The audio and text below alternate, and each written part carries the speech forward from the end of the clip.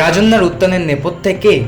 রাজনীতিহীন প্রচার, বুভুক্ষা নিয়েও আলোচনা, শাসক তৃণমূলের অন্দরে বিস্তারিত জানাবো। তার আগে বলে রাখি, আপনি যদি আমাদের চ্যানেলে নতুন হয়ে থাকেন তাহলে অবশ্যই আমাদের চ্যানেলটি সাবস্ক্রাইব করে যাবেন এবং আমাদের ফেসবুক পেজ হাইলাইট বাংলাটিকে অবশ্যই ফলো করে দিয়ে যাবেন। আসুন জেনে নেওয়া যাক বিস্তারিত। মাথায় রাজনীতির বুনিয়াদি পাঠ না দিয়েই কি পদ এবং প্রচারের আলো ছড়িয়ে কাউকে কাউকে ভুলিয়ে ফাঁপিয়ে দেখানো হচ্ছে? তার খেসারতি কি দিতে হলো এই সংকটের সময়ে? আরজিকর কাণ্ডের পটভূমিকায় স্বল্প দৈর্ঘ্যের ছবি নির্মাণের কারণে তৃণমূলের ছাত্র সংগঠন থেকে রাজন্যা হালদার এবং প্রান্তিক চক্রবর্তীকে সাসপেন্ড করার পর এই ময়না তদন্ত শুরু হয়েছে শাসক দলের অন্দরেই। পাশাপাশি কৌতূহল তৈরি হয়েছে তৃণমূলের রাজন্যার উত্থানের নেপথ্যে কে বা কারা। তৃণমূলের প্রথম সারির অনেক নেতা তো বটেই, ছাত্র সংগঠনের নেতাদের একান্ত আলোচনায় মানছে রাজন্যা এবং তার স্বামী প্রান্তিক টিএমসিপির সভাপতি তৃণাঙ্কুর ভট্টাচার্যের ঘনিষ্ঠ। এক ধাপ এগিয়ে কারো কারো এমনও দাবি যে তৃণাঙ্কুরের জন্যই তৃণমূলের রাজন্যার উল্কার গতিতে উত্থান। 2023 সালের 21শে জুলাইয়ের মঞ্চে তৃণমূলের তরফে সবচেয়ে বড় চমক ছিল রাজন্যার বক্তৃতা। তিনি মঞ্চে আবির্ভূত হওয়ার আগে অনেক নেতাই জানতেন না রাজন্যা বলবেন। দলের সিঁড়ির প্রথম ধাপে প্রেসিডেন্সির এই প্রাক্তনীর সেই প্রথম পদক্ষেপ, যদিও তার সলতে পাকানো হয়েছিল আগের দিন বিকালে। সভাস্থল পরিদর্শনে গিয়ে মমতা বন্দ্যোপাধ্যায় ছাত্র নেতৃত্বের কাছে জানতে চান কোনো তরুণী ভালো বক্তা রয়েছে কি না। তখন সেখানে রাজন্যারা গিটারের হাতে গান গাইছিলেন। তৃণমূলের এক ছাত্র নেতার কথায় তৃণাঙ্কুরি দিদিকে সেদিন রাজন্যার কথা বলেছিলেন, রাজি হয়েছিলেন দিদিও। 21শে জুলাই মঞ্চে প্রথম বক্তৃতার পরে প্রচারের আলো গিয়ে পড়ে রাজন্যার উপরে। পরবর্তী সময়ে যাদবপুর বিশ্ববিদ্যালয়ের যেন মেন হোস্টেলে ছাত্রের মৃত্যুর পরে সেখানকার সংগঠনের দায়িত্ব দেওয়া হয় তাকে। তৃণমূলের মতো একটি অবামপন্থী এবং গণতান্ত্রিক এই সবই উত্থানের সুযোগ। দলে দ্রুত জল্পনা শুরু হয় রাজন্যা কি লোকসভা ভোটে প্রার্থী হচ্ছেন। রাজন্যার ঘনিষ্ঠেরাও সে বিষয়ে উৎসাহী হয়ে পড়ে। প্রান্তিক অবশ্য ততটা প্রচারে ছিলেন না, তবে তিনি টিএমসিপির রাজ্য সংগঠনের সহসভাপতিদের একজন, ফলে সাংগঠনিকভাবে তার প্রতাপ তৈরি হয়েছিল বলেই দাবি অনেকেরই। মাঝে কয়েক মাস অবশ্য রাজন্যাকে সেভাবে ময়দানে দেখা যায়নি। গত 10ই মার্চ ব্রিগেডের তৃণমূলের জনগর্জন সভায় মঞ্চে দেখা যায় তাকে, তবে বক্তা নয়, গায়িকা হিসেবে। যথারীতি তা নিয়ে তৃণমূলে আলোচনা শুরু হয়েছিল। রাজনীতিতে বক্তা থেকে গায়িকা হয়ে যাওয়া উত্তরণের সংকেত নয়। লোকসভার প্রার্থী তালিকায় রাজন্যার নাম ছিল না, ভোটের প্রচারে ছিল। তিনি কি রাজন্যার উত্থানের নেপথ্যে? তৃণাঙ্কুরের জবাব, আমাদের নেত্রী মমতা বন্দ্যোপাধ্যায় এবং যুব আইকন অভিষেক বন্দ্যোপাধ্যায় তৃণমূল ছাত্র পরিষদের সভাপতির দায়িত্ব দেওয়ার দিনই বলেছিলেন ভালো ছেলে মেয়েদের খুঁজে আনতে। আমি ধারাবাহিকভাবে সেই কাজ করেছি। রাজন্যা বা প্রান্তিক নিজেদের বিশ্বাসযোগ্যতা প্রতিষ্ঠা করেই এই জায়গায় এসেছেন।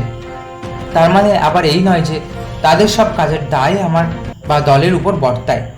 ছাত্র সংগঠনের নেতার উদাহরণ, আমি কাল কোনো ভুল করলে তার দায় আমারই, দলের নয়। পাশাপাশি তিনি মনে করিয়ে দিয়েছেন সংগঠনে যুক্ত হওয়ার আগে থেকেই প্রান্তিক ছবি নির্মাণের কাজ করেন। তবে একই সঙ্গে বলেছেন সংগঠনের পদে থাকলে কিছু কিছু জিনিস করা যায় না। রাজনৈতিক অপরিপক্কতাই কি রাজন্যাকে এই বিপাকে ফেলল? তৃণাঙ্কুরের জবাব, ছাত্র বয়সে ভুল হয় বেশি। তৃণাঙ্কুর জানিয়েছেন ছবির বিষয় নিয়ে পরিচালক প্রান্তিকের ব্যাখ্যা চাওয়া হয়েছিল, তিনি তার ব্যাখ্যা দিয়েছেন। এখন সাংগঠনিকভাবে গোটা বিষয়টির তদন্ত শুরু করা হচ্ছে। পরবর্তী সিদ্ধান্ত না হওয়া পর্যন্ত প্রান্তিককে সংগঠনের পদ থেকে সাসপেন্ড করা হয়েছে। প্রান্তিকের বক্তব্য, তিনি ছোট বয়স থেকেই ছবি নির্মাণ করেন।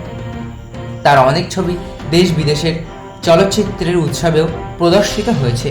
2016 সালে একটি নামী ওটিটিতে তার পরিচালিত একটি পূর্ণ দৈর্ঘ্য ছবি মুক্তি পেয়েছিল। এখন কি পরিচালক এবং রাজনৈতিক সত্তার সংঘাত তৈরি হচ্ছে?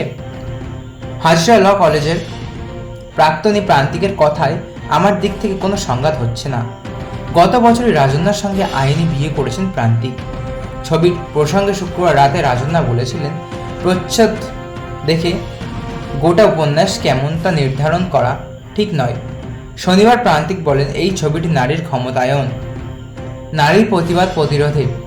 আমি মনে করি রোজ প্রতিবাদ হওয়া প্রয়োজন, তাহলে অনেক বড় অপরাধকে প্রতিহত করা যায়। তবে ছবির পোস্টারে আর্চিকর ঘটনার পটভূমিকায় লেখাটাই যে কাল হয়েছে তা মানছেন প্রান্তিক। সেই সঙ্গে এও বলছেন, শিল্পীকে তো কোথাও একটা রসদ পেতে হয়। আরজিকরের ঘটনার পর সেই রসদ পেয়েছিলাম। ইতিমধ্যেই রাজন্যা জানিয়েছেন, মহালয়ার দিনই ছবি মুক্তি পাবে। রাজন্যা প্রান্তিকদের ঘনিষ্ঠদের আশা, ছবিটি দেখে দল এবং ছাত্র সংগঠন তার বিষয়বস্তু বুঝবে। ছবির পোস্টারে আরজিকর ঘটনার পটভূমিকায় লেখা এবং রাজন্যার গলে স্টেথোস্কোপ দেখানোকে অনেকেই সস্তার প্রচার বলে অভিহিত করেছেন। শাসক দল স্পর্শকাতর বিষয়ে এহেন প্রচার অনুমোদন করেনি। তৃণমূলের প্রথম সারির একাধিক নেতা মনে করেন, 2023 সালের 21শে জুলাইয়ের সবার পর রাজন্যা হঠাৎ করে প্রচারের আলোয় চলে এসেছিল। জেলায় জেলায় সভা করার জন্য বক্তা হিসেবে চাহিদা বৃদ্ধি পাচ্ছিল। সেই বিষয়টি কোথাও কি সম্ভবত বাস্তব থেকে তাকে কিছুটা দূরে সরিয়ে দিয়েছিল। তৃণমূলের এক প্রথম সারির নেতার কথাই বুনিয়াদী রাজনৈতিক পাঠ না দিয়ে কেবল প্রচার দেওয়া হলে যা হওয়ার, এক্ষেত্রে তাই হয়েছে। তার কথায় ধারাবাহিক আন্দোলনে থাকলে যে রাজনৈতিক বোধ তৈরি হয়, সেক্ষেত্রে নতুনদের অনেকের ঘাটতি রয়েছে। এখন দেখার রাজন্যা কাণ্ড ঘটার পর নবীনদের বুনিয়াদী রাজনৈতিক শিক্ষার ঘাটতি মেটে কি না দেখারেও যে যাচাই না করে নবীনদের একাংশকে প্রচারের আলোয় ঠেলে দেওয়া যে প্রবণতা প্রবীণদের একাংশের মধ্যে রয়েছে, তারাও এক কি না। অভিনয় ও পরিচালনায় তৃণমূল নেতারাই ছিল, সেই জন্য মূলত তাকে সাসপেন্ড করা হয়েছে বলে জানা যাচ্ছে। ওদিকে অনেকের বক্তব্য আবার অন্যরকম। আরজিকর ঘটনা কি ইতিমধ্যেই টিভির পর্দায় আনাটা উচিত ছিল? যাই হোক, এবার পর্দায় আরজিকর কাণ্ড। মহালয়ার দিনই মুক্তি পেতে চলেছে একটি স্বল্প দৈর্ঘ্যের এই ছবি। গত 9 আগস্টের পর যে মেয়ে গোটা দেশের সকলের আপন হয়ে গিয়েছে, তিনি আরজিকর কাণ্ডে নিহত চিকিৎসক পড়ুয়া। তার মৃত্যুর বিচার চেয়ে পথে নেমেছে শহরবাসী। সতীর্থের মৃত্যুতে 38 দিন থেকে দীর্ঘদিন প্রায় ধর্ণা দিয়েছেন জুনিয়র ডাক্তারেরা। বহু বছর পর ফের কলকাতা হয়েছে মিছিল নগরী। 14ই আগস্ট থেকে লাগাতার শহরে চলছে মিছিল, প্রতিবাদ, দাবি, বিচার চাই। গায়ক অরিজিৎ সিংও গান বেঁধেছেন। আবার এরই বিরুদ্ধে একের পর এক কটাক্ষ এনেছে শাসক দল। প্রতিবাদী আন্দোলনের বিপক্ষে কথা বলেছেন তৃণমূলের মুখপাত্র, মন্ত্রী, বিধায়ক থেকে সাংসদ সকলেই। তবে এবার তৃণমূল নেত্রী রাজন্যা হালদার এবং ছাত্র পরিষদ নেতা প্রান্তিক চক্রবর্তী মিলে নির্মাণ করলো এই ছবিটি, যেটি মুক্তি পাবে 9 অক্টোবর। তো বন্ধুরা, এই ছিল আজকের ভিডিও। আশা করি ভালো লেগেছে। ভালো লাগলে অবশ্যই একটি লাইক করবেন এবং আপনার কি মতামত কমেন্ট বক্সে অবশ্যই জানিয়ে যাবেন। ধন্যবাদ।